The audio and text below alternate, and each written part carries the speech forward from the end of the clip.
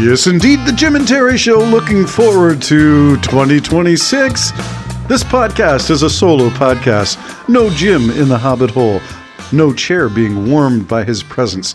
No coffee being consumed. No breakfast being served. Maybe that's a good thing for me. I'm glad I don't have to get up quite so early and get everything ready. Although I do miss Jim's presence, his conversation, his insights, his what about this and what about that? Have you heard of this? Have you heard about that? Which is the essence of the show. So here I'm raising my, and I will slurp. That is a bit of the coffee with a little bit of Bailey's, my good friend. To lubricate the conversation, is that what we call it? I'm not sure, but we'll try to keep things interesting here without the presence of my good friend Jim and his humor. So here's a shout out to you, Jim, and I will slurp my coffee. That's a little bit of ASMR. ASMR. It's my cheap imitation of sounds that make a tinkle go up your spine and make the hair on the back of your neck rise.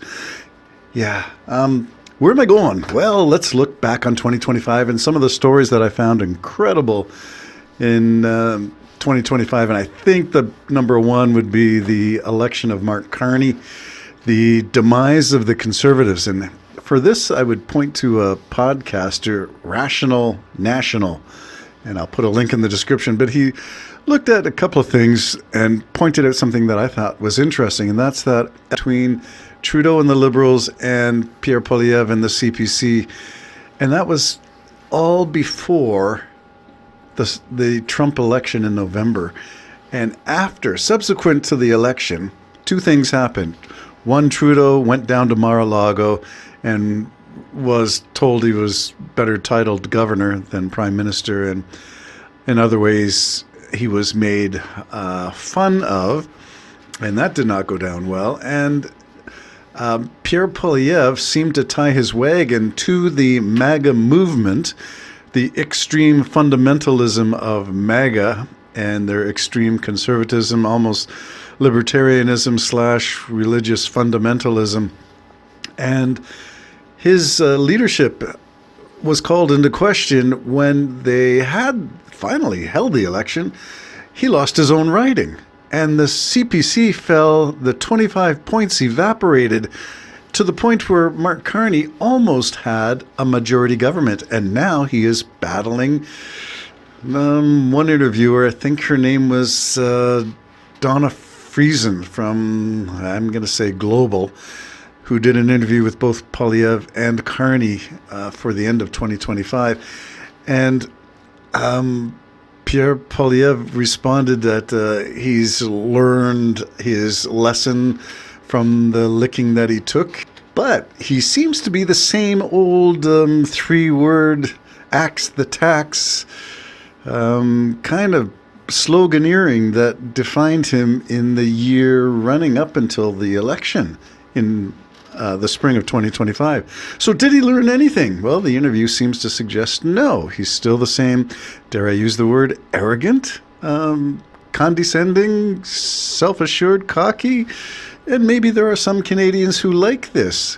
But when you're dealing with Trump, you better have a plan. You better not just say, oh yeah, well, I would get a deal. I would get the best deal. Use any cars at all that are made in Canada. What are you going to do? Can you tell us specifically, would you please, Mr. Leader of the Opposition? No, you can't. You've never put something forward. And as far as the military, no answers there. What would you do that's different than what Carney's trying to do? Nothing. Okay, so what really has changed and why should people support you? Or is this, to use the question that Friesen did ask, which is, are you afraid of more conservatives going liberal? After all, Carney said the reason is not that he's pilfering, not that he's cajoling or luring, I think was the word used in the interview. He's not doing that. It's rather that people on the conservative side are saying, vision or no vision. What would I like to be on? The side that's uniting Canada, that's fighting for Canada, that's got positive legislation to show for Canada? Or would I be content to follow the guy who lost his own seat and who had to get the most safe seat in the country in order to get back into Parliament? I'm not sure that that inspires leadership. Anyway, that's an interview that was done. And again, I think it's global. And her name is Donna Friesen. But more than that, it's the whole idea of tone and tenor. Who's got the better way of presenting themselves as leader of Canada? And that, for me, is none other than Mark Carney.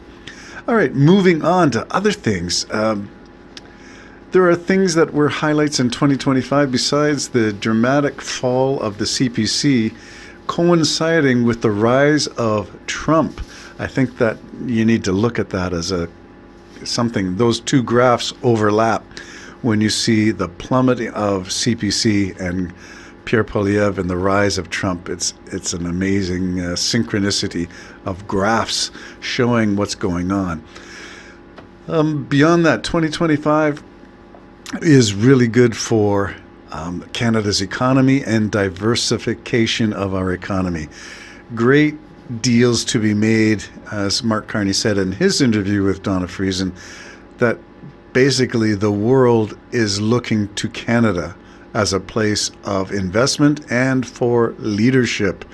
And we, again, go back to Zelensky choosing to drop in at Halifax on his way to Mar-a-Lago. Why would he do that?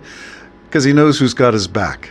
And it isn't Trump, and it isn't the United States. It would have been unthinkable a year ago or even during Trump's first administration, but it is unbelievable now, but true. Sad but true. The United States no longer has Europe's back. The anti-Europe stance of Trump in his foreign policy statement, that 100-page or 90-page booklet that they release, is astonishingly abysmal in terms of what it means for America withdrawing from the world stage. No longer willing to pay for or being the world's policeman, they want to withdraw and isolate from everything. And again, the parallels with 1938, 1939 Europe go on and on and on. Speaking of things going on and on, I did buy a book, and I have not yet got through it, but it's by Tom Nichols called The Death of Expertise. I just wanted to touch on it because, again, when we think of RFK Jr., we think of Pierre Poilievre and the CPC and their views on science, on climate change, on social programs. I'm just going to read an excerpt from the back cover of this. And here it goes. Technology and increasing levels of education expose people to more information than ever before. These gains, however, also fuel a surge in narcissistic and misguided intellectual egalitarianism that derails debates on numerous issues. With only a quick trip through WebMD or Wikipedia, average citizens believe themselves to be as informed as doctors or diplomats. All voices demand to be taken with equal seriousness, and any claim to the contrary is dismissed as elitism. The death of expertise shows how this rejection of experts developed. The openness of the internet, the emergence of a customer satisfaction model in higher education, and the transformation of the news industry into a 24-hour entertainment machine. Paradoxically, greater democratic dissemination of information rather than producing an educated public has instead created an army of ill-informed, angry citizens who denounce intellectual achievement. Now this book has been updated with a new foreword that explains how all of these related issues came to a head in the wake of Donald Trump's election. Tom Nichols is a professor of national security affairs at the U.S. Naval War College and an adjunct professor of Harvard Emmis Extension School and a former aide in the U.S. Senate. Death of expertise. It may be the death of us, may be the beginning of disease. Stay tuned. Jim and Terry Show signing off. Bye-bye.